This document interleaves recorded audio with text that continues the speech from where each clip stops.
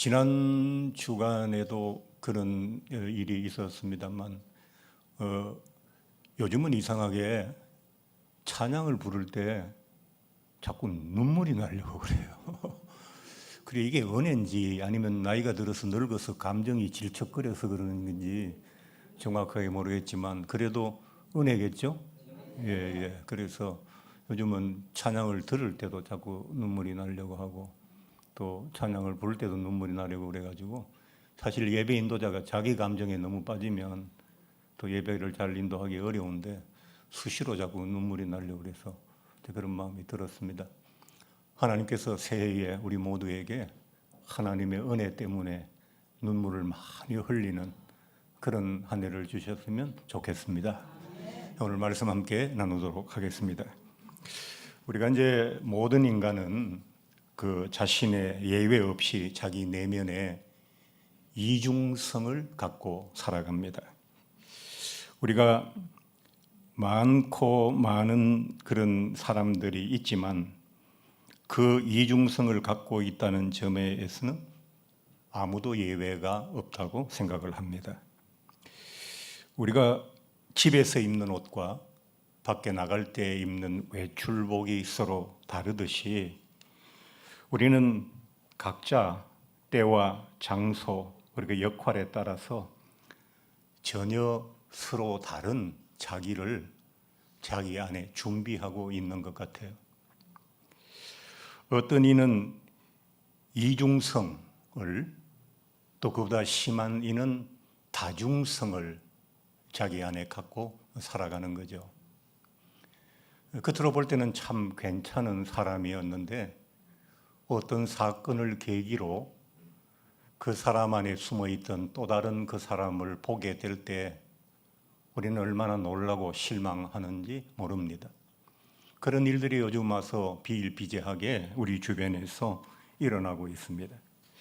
사실 정의로운 듯이 강단에서 설교하고 있는 저 자신도 이중성을 갖고 있다는 점에서는 전혀 예외가 되지 못한다고 생각을 합니다. 목사로 살아오는 동안 이 이중성은 끊임없이 저를 괴롭혔습니다. 그것은 마치 바닷가의 밀물과 썰물 같았습니다. 목사로 살아오면서 목사다운 생각, 목사다운 마음을 가질 때도 많았습니다. 그러나 어느 순간 목사답지 않은 생각이 밀물처럼 밀려올 때 그걸 막아낼 수 있는 방법이 없었어요. 나를 위하여 나를 보호하고 그래서 내 육신이 원하는 것을 내게 이루어 주려고 하는 마음과 시도는 수시로 밀물처럼 제 안으로 밀려 들어왔습니다. 그리고 그 생각들이 썰물처럼 빠져나가면서 밀물처럼 밀려 들어오고 썰물처럼 빠져나가면서 나의 연약한 영혼을 마구 뒤흔들어 놓았습니다. 내가 너무 목사처럼 살면 그러면 나는 어떻게? 라는 마음이 밀물처럼 밀려온 다음에 썰물처럼 서서히 빠져나가면서 그제서야 내가 나만 챙기면 하나님께는 어떻게 하지? 라고 하는 제정신이 들 때가 많았습니다. 그래서 저는 세상에 훌륭한 목사는 없다라고 생각합니다. 다만 그 이중성에 너무 빠지지 않으려고 그 이기심에 자기만을 생각하는 그 생각에 너무 빠지지 않으려고 몸부림치는 목사는 있겠지만 그러나 완벽하고 훌륭한 목사는 없다. 저는 그렇게 생각을 합니다. 이렇듯 우리의 삶과 신앙의 이중성은 분명히 존재하고 있습니다. 바울같이 훌륭한 하나님의 일꾼에게도 그것이 있었는데 우리에게 없다고 하면 그건 거짓말이 되는 것입니다. 그렇다면 모든 인간이 예외 없이 가지고 있는 이 이중성을 그냥 그대로 인정하고 받아들이면서 좀 편하게 살면 안 되는 것일까요? 그렇잖아요. 모든 인간이 예외 없이 이중성을 갖고 있다면 뭐 인간이 다 그런데 뭐 나라고 특별하게 어떻게 할 수 없잖아. 그러니까 그냥 그대로 인정하고 그래 나 그래 이중적이야. 그래서 어쩌라고 라고 하면서 살면 안 되겠느냐라는 말입니다. 그냥 그 모습 그대로 살면 되지.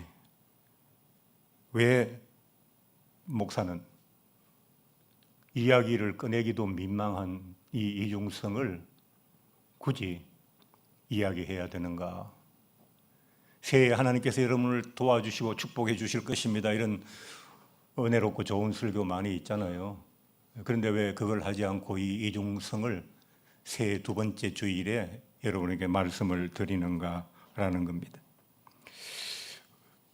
제가 이 이중성을 굳이 끄집어내서 여러분과 함께 이야기를 해야 하는 까닭은 이 이중성이 우리에게 미치는 영향이, 우리 삶에 미치는 영향이 너무 크기 때문에 그렇습니다. 이걸 도저히 외면하고 그냥 그대로 인정하고 묻어두고 살기에는 이 이중성이 우리의 삶에 너무나 많은 피해를 주고 있기 때문에 그렇다는 것입니다. 오늘 본문에서 바울이 자신 안에 있는 이중성에 대해서 이렇게 얘기를 했죠.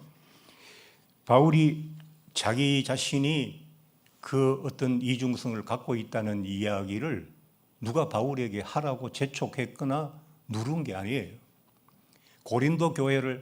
로마 교회를 향해서 바울이 이야기하면서 자기가 스스로 고백한 거예요.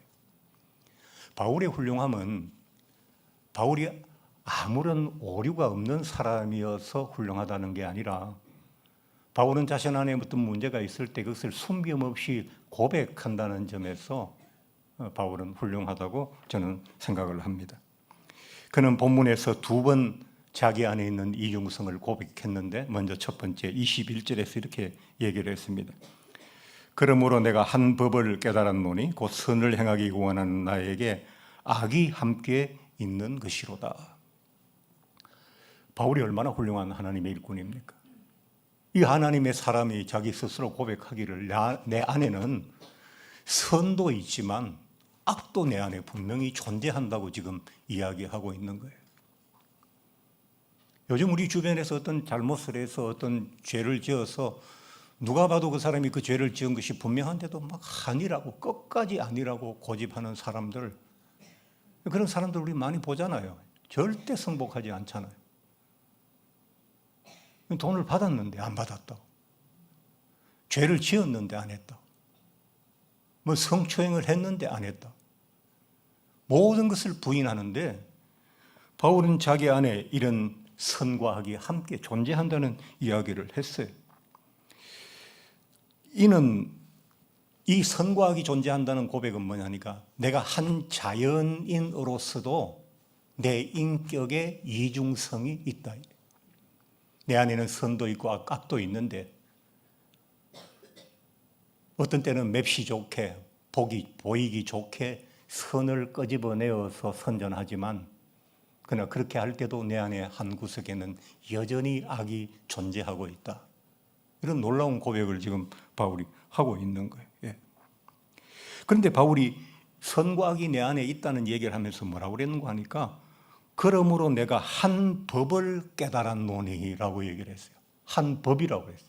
그냥 내 마음 안에 어떤 선과 악이 함께 있다 이렇게 말한 것이 아니라 한 법을 깨달았는데 그게 뭐냐니까 나라고 하는 존재 속에 선과 악이 함께 있는 거라고. 이 법이라고 하는 것은 법칙이거든요. 그러니까 바울은 지금 그 법이라는 말 속에서 뭘 얘기하고자 하는 거 하니까 인간 안에 있는 선과 악은 어떤 사람에게는 있고 어떤 사람에게는 없는 그런 유동적인 것이 아니고 그거는 어떤 변할 수 없는 법칙처럼 모두에게 법칙처럼 존재하는 것이다 라는 이야기를 바울이 지금 하고 있는 거예요. 로마인들 얼마나 자존심 강합니까? 그 자존심 강한 로마의 교회입니다.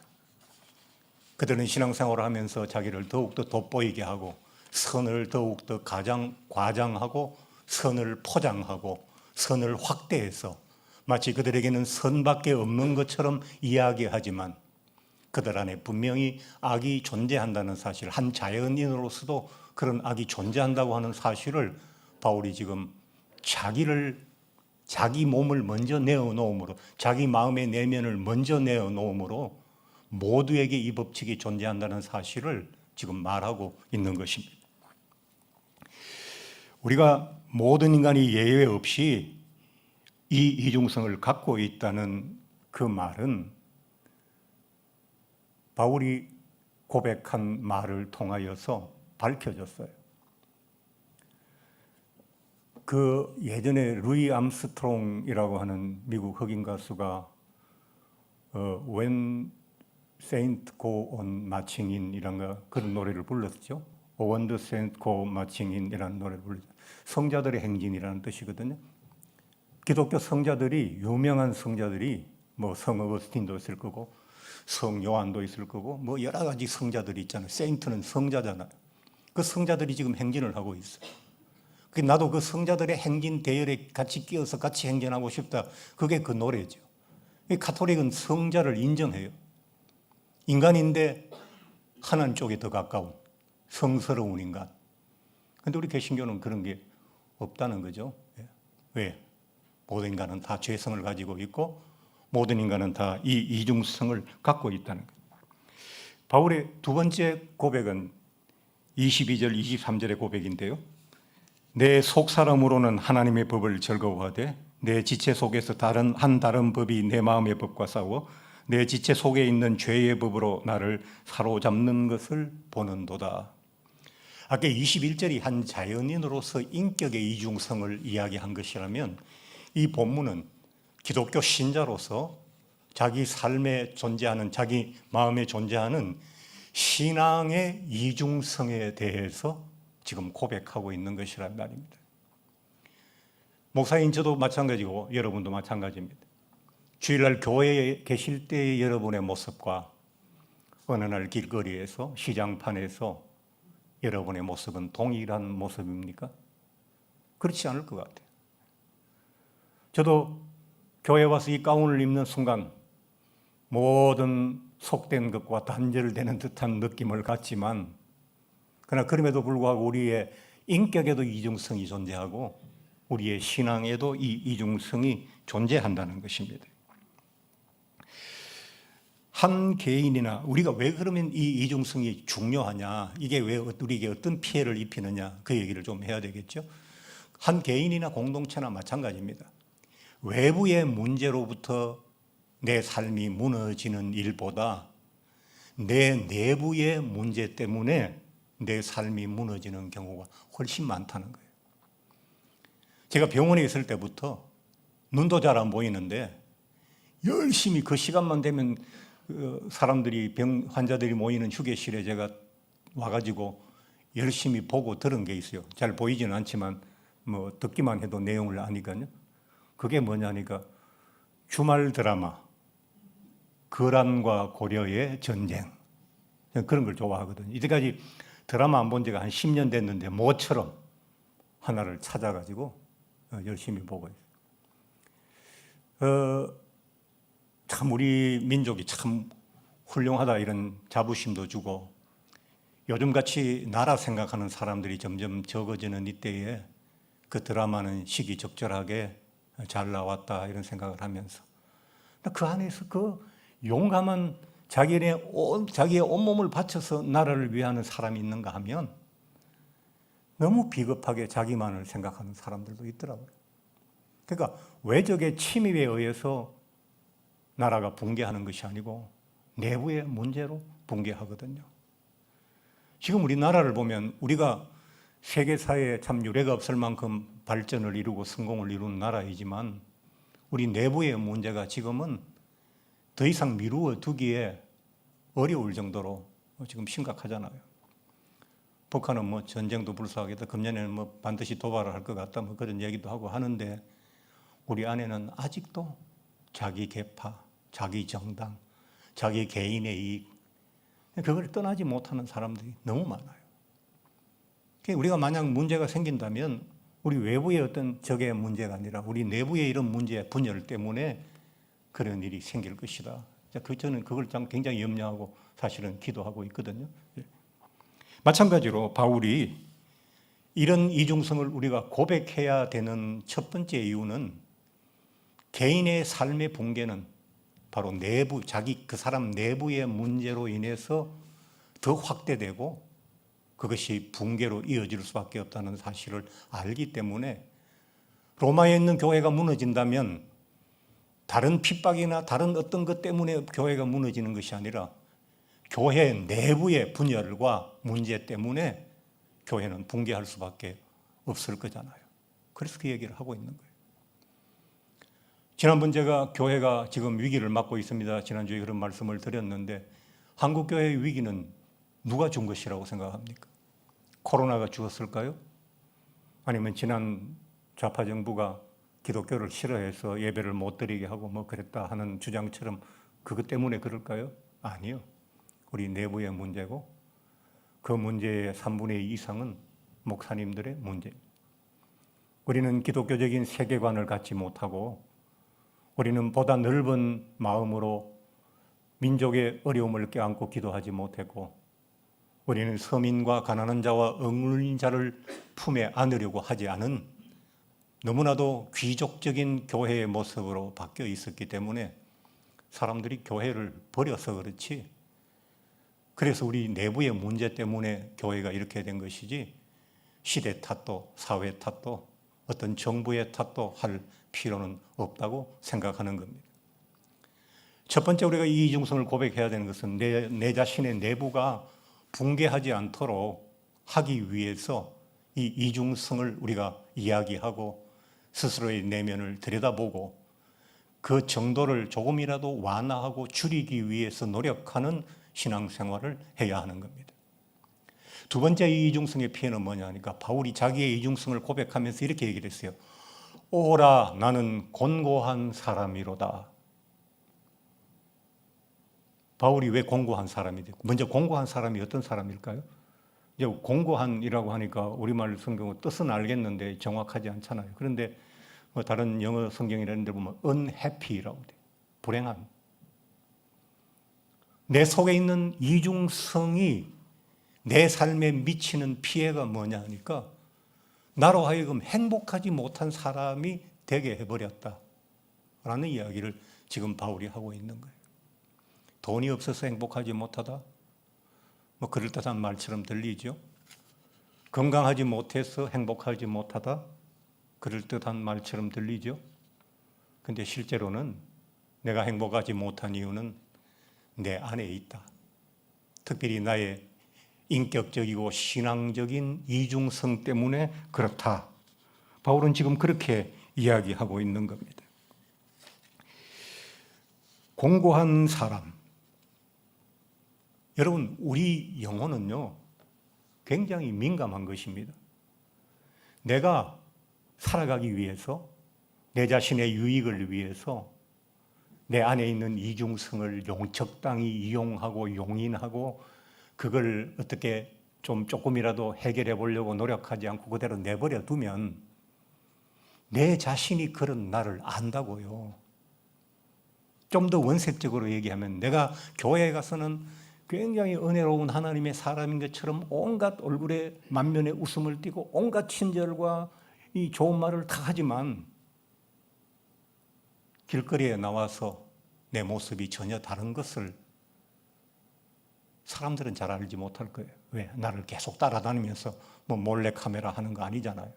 그런데 누가 압니까? 내가 알고 하나님이 아신다고요.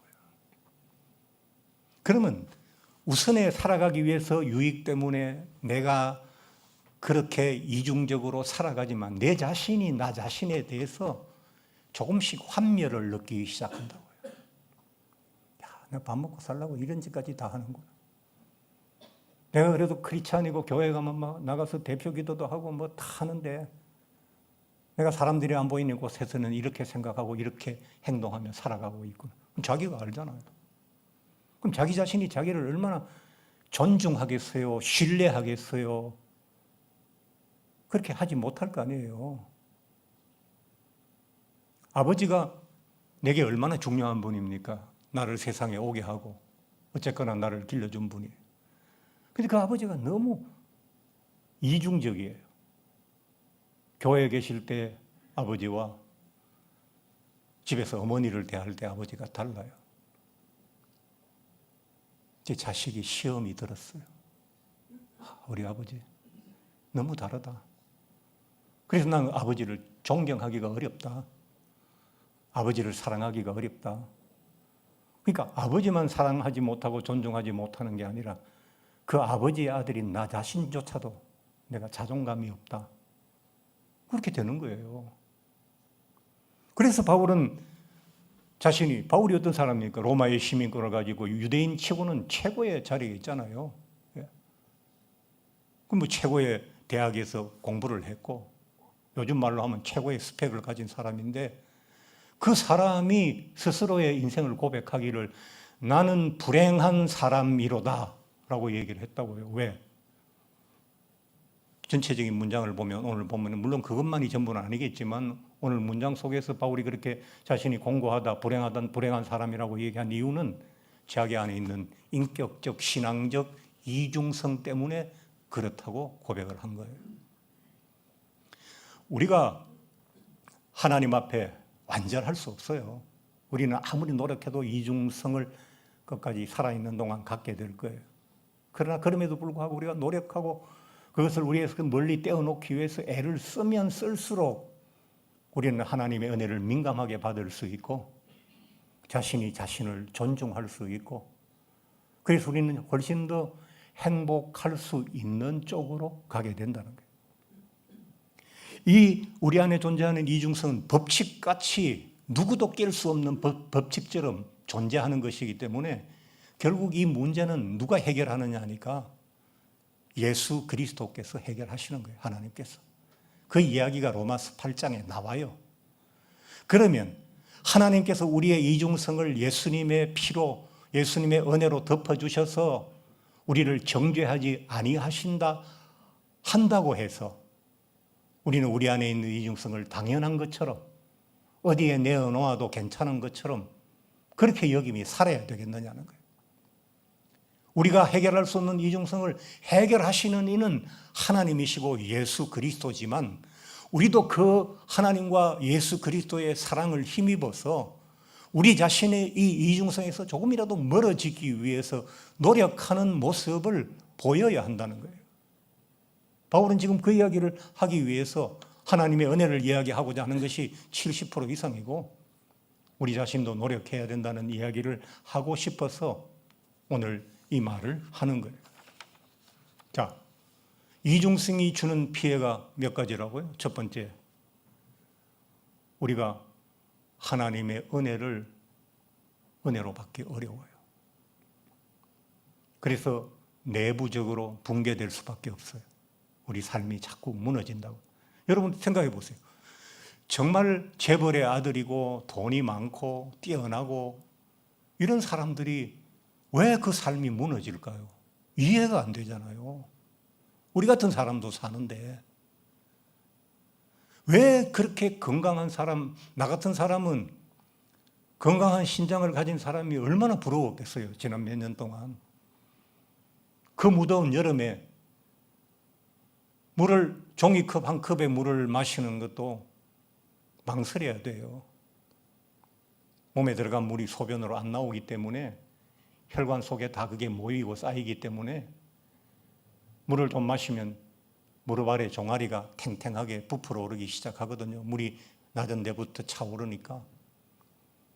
그 무더운 여름에 아프기 전에는 하루에 물을 2리터 이상씩 마셨는데 저는 물 많이 마시기로 유명한 사람인데 여름에 너무 목이 타서 병원에 호소를 하니까 얼음 한 덩이를 입에 물고 계세요. 물이 너무 먹고 싶을 때는 물 마시면 안 되니까 음식으로 먹는 물만 해도 양이 이틀이면 2kg씩 되는데 얼음을 물고 계시라고 그렇게 얘기하더라고요. 그 무더운 여름에 시원한 사이다 한 캔 제대로 못 마시고 얼음을 물고 종이컵 반컵 정도 물을 따라가지고 입술만 죽이고 그렇게 살았어요. 근데 온몸이 튼튼하고 또 튼튼한 사람은 왜 마약을 합니까? 왜 자기 몸을 해치는 그런 생활을 합니까? 그의 영혼이 온전치 못하기 때문에 그렇고 그 이중성이 그의 내부를 붕괴시키기 때문에 만족함이 없는 거예요. 하나님의 은혜가 없으니까 아무리 좋은 음식을 먹어도 두세 끼 먹으면 물리고 질리고 재미없고, 아무리 좋은 옷을 입어도 몇 번 입으면 만족함이 없고, 그러니까 스스로 붕괴하는 거잖아요. 두 번째, 우리가 이 이중성을 버리지 않으면 절대로 행복할 수가 없어요. 여러분, 기차는 레일 위에 있을 때 가장 안전하고 가장 편안해요. 그 레일을 벗어나는 것을 우리가 뭐라고 그럽니까? 탈선이라고 말하잖아요. 우리의 삶은 하나님의 말씀이란 레일 위에 있을 때 가장 안전하고 가장 쾌적한 거예요. 그런데 그걸 벗어나면 인간은 붕괴할 수밖에 없도록 그렇게 만들어졌어요. 여러분, 인간의 몸이라고 하는 게 이게 얼마나 정교하게 만들어졌는지, 이게 진화론이나 스스로 발전되고 발전돼서 이런 몸을 가졌다고 이해하기가 정말 어려워요. 어떻게 남의 신장을 갖다 붙여가지고 대충 혈관 이어놓고 요관만 이어놓으면 그게 제 역할을 하는 겁니까? 가잖아요. 주먹 요만한 거 두 개가 일생 동안 내가 마시는 모든 수분을 다 제거하고 모든 노폐물과 모든 유독물질을 다 해결하는 겁니까?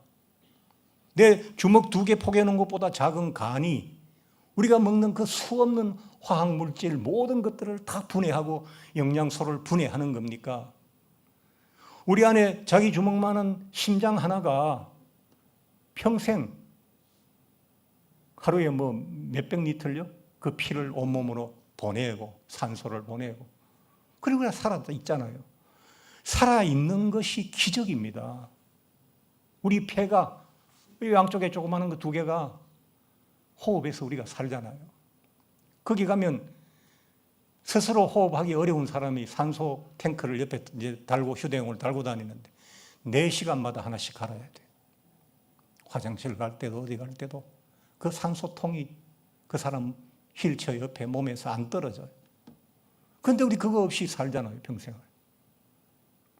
그렇게 만들어진 우리가 하나님의 말씀이란 레일 위를 벗어날 때에 행복할 수 있겠느냐. 그게 두 번째 피해요. 세 번째, 자기 자신이 자기를 존중하지 못한다는 거. 이거 얼마나 슬픈 일이에요. 너무 자존감이 낮아서 나 같은 인간은 사랑받을 자격도 없고 나 같은 인간은 더 이상 세상에 존재할 필요도 없다라고 말하는 사람이 극단적인 선택을 하잖아요. 인간의 삶은 마음 하나에 달려 있는데 그 마음이 이중성으로 병들면 그 사람의 자존감은 없는 거예요. 자존감이 성공하고 출세해서 좋은 학교 나오고 돈 많이 벌어서 대기업 다닌다고 자존감이 생기는 게 아니거든요. 하나님의 사람이라고 하는 자존감이 우리 안에 없다면 다른 모든 것들은 허상이거든요. 오늘 제가 새벽도에 좀 무거운 주제를 가지고 여러분과 함께 말씀을 나누는 이유는 이 이중성이 우리에게서 견제되고 관리되지 아니한다면 안 그래도 어려운 삶, 지난 한 해 여러분 얼마나 허덕이면서 달려오셨어요. 금년 한 해는 또 어떤 일이 우리를 기다리고 있을까요? 그걸 우리가 인간의 의지와 육신의 힘만으로 감당하려고 하면 우리는 불안장애를 겪을 것이고 공황장애도 걸릴 수 있을 것이고 미래가 어떻게 내게 찾아올지 몰라서 두려움 속에서 전전긍긍할 거예요. 그런데 나는 하나님의 아들이고 하나님이 나와 함께 하시고 나는 하나님의 말씀대로 살려고 노력을 다했으니까 이제 내 인생을 알아서 하실 분은 하나님이시다. 나는 공을 하나님께 넘겼다. 배구할 때 그렇잖아요. 3분 만에 상대방으로 공을 넘기면 이제 상대가 알아서 공을 처리할 일이지 잠시 동안 우리는 괜찮잖아요. 마찬가지로 우리가 말씀대로 하면 공은 하나님께로 넘어간 거예요. 하나님 말씀대로 다 했지 않습니까? 그러면 이제 하나님께서 제게 뭔가 응답을 하시고 저를 인도하시고 이끌어 주셔야지요 라고 당당하게 말할 수 있거든요. 그 자신감이 있어야 요즘 같은 이런 난세를 우리가 살아갈 수 있다고요. 제가 그랬어요. 전에 죽어도 안 믿겠다는 사람한테 제가 그랬어요. 참 그 나이 돼서 신앙생활도 안 하고 이 삶을 견디는 게 놀랍습니다. 제가 그랬어요. 예수도 안 믿고 어떻게 자기 고집으로 오기로 이 어려운 삶을 견디고 계십니까? 얼마나 견딜까요? 오래가지 못할 거라고 생각합니다. 여러분, 금년 한 해 여러분의 삶이 달라지시기를 원하십니까? 지난 해처럼 살면 지난 해와 같은 결과물을 얻게 될 것이고요. 지난 해의 삶이 여러분에게 은혜롭고 만족스러우시고 좋으셨으면 또 지난 해에 살으셨던 것처럼 그렇게 사셔도 괜찮아요. 잘 살고 계셨으니까. 그러나 금년이 좀 다른 삶이 되기를 원한다면 똑같은 삶으로 다른 결과를 얻기는 어렵습니다. 새로운 것을 얻으려면 새로운 것을 시도해야 하는 것이거든요. 그래서 새해 벽두에 이 말씀을 드리는 겁니다. 여러분, 교회에 오셔서 다른 사람을 살피지 마세요. 저 사람의 결점은 뭐고, 저 사람의 장점은 뭐고, 저 사람의 과거는 어떻고, 저 사람의 가정은 어떻고, 그런 걸 생각할 겨를이 없어요. 뭘 봐야 돼요? 교회에 와서 하나님 말씀 듣고 하나님 은혜 중에 나 자신을 들여다봐야 돼요. 나는 어떤 사람인가? 바울은 자기의 내면을 들여다보면서 나는 공고한 사람이라고 하는데 나는 어떤 사람인가? 나는 지금 행복한 사람이고 나는 지금 나 자신을 스스로 존중할 수 있는 사람이고 나는 어떤 폭풍을 만나도 견뎌나갈 수 있는 단단한 사람인가? 아니라면 바꿔야죠. 이 소중한 삶을 늘 당하는 매를 맞으면서 세상의 매를 맞으면서 그렇게 또 살 수는 없잖아요. 저는 금년에 얼마나 달라질지 모르겠지만 몸부림쳐 보려고 그럽니다. 조금이라도 나아지려고. 이제 이 몸부림도 얼마나 치겠느냐. 어저께 그 입관 예배 드려 주시기를 원하시는 분이 계셔서 장례 예배 입관 예배를 다녀왔습니다. 또 한 분이 하나님의 나라로 가셨어요. 연세가 보니까 80대 중반 정도 되시더라고요. 80대 중반. 말로 들으면 먼 것 같죠? 저한테도 한 10여 년밖에 안 남았어요. 그래서 저는 금년에 긴장하고 좀 더 하나님 기뻐하시는 삶을 살려고 여러 가지로 궁리를 하고 있습니다. 여러분, 새해 잡수신 모처럼의 새로운 마음이 그대로 녹아내리지 않도록 최선을 다하셔서 금년 한 해가 여러분의 삶에 기억되는 좋은, 복된, 행복한 많은 것을 이루는 그런 은혜로운 한 해가 되시기 바랍니다. 하나님께 말씀을 생각하면서 잠깐 같이 기도하도록 하겠습니다.